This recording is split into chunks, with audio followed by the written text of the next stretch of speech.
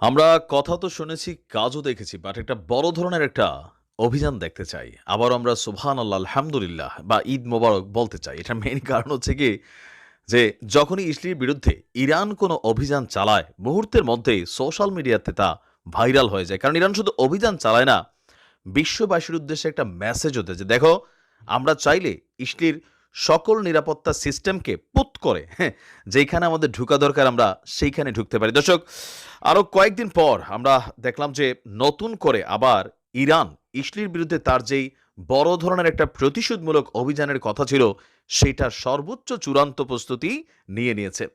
এখন হঠাৎ করে কেন ইসলির বিরুদ্ধে আবারও ইরানের এই অভিযান? অনেকে নিশ্চয়ই ভাবছেন বিষয়টা কিন্তু হঠাৎ করে নয়। পুরান একটা হিসাব নিকাশ কিন্তু বাকি ছিল। মার্কিন যুক্তরাষ্ট্রের নির্বাচন, বৈশ্বিক প্রেক্ষাপটে যেই অবস্থান তৈরি হয়েছিল, সেইখানে কিছুটা সময়ের জন্য ইরান নীরব ছিল। তবে আজকে আমরা ইরানের সংবাদ মাধ্যম তাসনিম নিউজ আপনার যেই তথ্য দিয়েছে, তারা বলছে ইরানের সর্বোচ্চ ধর্মীয় নেতা যিনি আছেন খামেনি সাহেব, তিনি আপনার বলছেন যে ইসটির বিরুদ্ধে বিশাল অভিযানের প্রস্তুতি নিচ্ছে ইরান। সামরিক কর্মকর্তারা ইসলিকে জবাব দিতে বিভিন্ন ধরনের কৌশল পরিকল্পনা করেছে।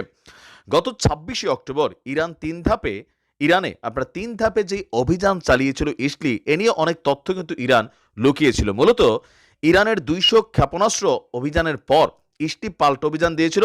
আর সেই অভিযানে বেশ কয়েকজন সেনা নিহত হয়েছিল। সামরিক স্থাপনা, পারমাণবিক স্থাপনা যেগুলো আছে ক্ষতিগ্রস্ত হয়েছিল।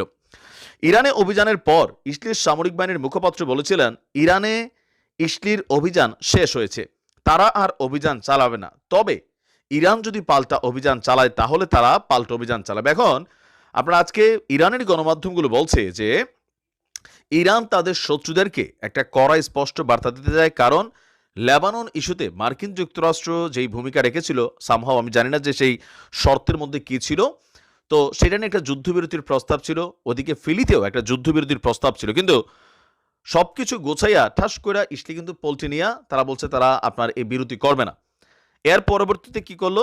ইরানে আপনার সরি মানে ইসলি লেবাননে যে অভিযান চালিয়েছে, এখানে ২ জন কমান্ডার লেভেলের লোক কিন্তু শাহাদাত বরণ করেছিল। আমি নিউজটা আপনাদেরকে দিয়েছিলাম। তো এই যে হিজুদের মধ্যে যতগুলা কমান্ডার আছে, তারা কিন্তু সবাই ইরানেরই আইআরজিসি অথবা বিভিন্ন সংস্থার আপনার বড়, বড় সামরিক কর্মকর্তা যারা স্পেশাল মিশনে লেবাননে যান, সেখানে প্রযুক্তিগত সহযোগিতা করেন, মেশিনারিজগত সহযোগিতা করেন অথবা যোদ্ধাদের মনোবল চাঙ্গা বলেন, মানে সব দিক থেকেই তারা কিন্তু এই সাপোর্টিংটা করেন। তথ্য বলছে যে লেবাননে ইরানের ঊর্ধ্বতন যে সামরিক কর্মকর্তাদের একটা বড় অংশ কিন্তু আসা যাওয়ার মধ্যে থাকে। তো যিনি মারা গিয়েছেন বা শাহাদাত হয়েছেন, তিনিও কিন্তু ইরানেরই খুবই বিশ্বস্ত একজন বন্ধু ছিলেন। তো এই সকল কিছু নিয়ে লেবাননে চালানো অব্যাহত যে অভিযান, ফিলিতে যেই অভিযান, পাশাপাশি হিজুদের পরশুদিনের মধ্যে ২ জন, গতকালকে এবং পরশুদিন মিলিয়া ২ জন যেই কমান্ডারকে তারা শাহাদাত করেছে, সেটার পাল্টা জবাব হিসাবে ইরান আপনার বড় ধরনের অভিযানের ঘোষণা নিয়েছে। তো এখন এই অভিযান কখন চলবে? ইরান বলছে যে শত্রুদেরকে সতর্ক না করেই তারা এই অভিযান চালাবে। অন্যান্যবার যখন অভিযান চালায় সম্ভবত একটা বার্তা দেয়, সামহাও আমি জানি না কেন এই বার্তাটা দেয়।